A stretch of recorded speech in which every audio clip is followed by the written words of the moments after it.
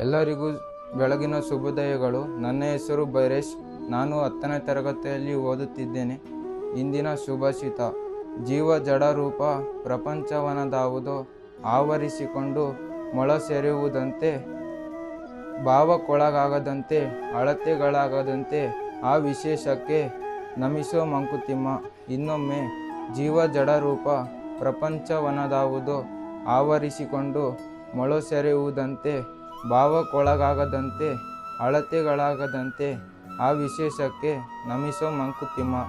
ಇದರ ಅರ್ಥ: ಈ ಪ್ರಪಂಚದಲ್ಲಿ ಇರುವುದು ಎರಡೇ, ಒಂದು ಜಡ, ಮತ್ತೊಂದು ಜೀವ. ಜಡವೆಂದರೆ ಚೇತನವಿಲ್ಲದು, ಜೀವವೆಂದರೆ ಇವೆರಡರ ಸಮ್ಮಿಲನವೇ ಜಗದ್ವ್ಯಾಪಾರ. ಇವೆರಡರಲ್ಲೂ ತುಂಬಿಕೊಂಡಿರುವ ಭಾವದಿಂದ ಊಹಿಸಲು ಸಾಧ್ಯವಾಗದ, ಅಳತೆಗೆ ಸಿಗದ ಜಗದ್ವ್ಯಾಪಾರ ಹೊಂದಿರುವ ಆ ವಿಶೇಷಕ್ಕೆ ಪರಮಾತ್ಮನಿಗೆ ಮಣಿಯೋ, ನಮಸ್ಕರಿಸೋ ಎಂದು DVG ಅವರು ಹೇಳಿದ್ದಾರೆ. Thank you. Have a nice day.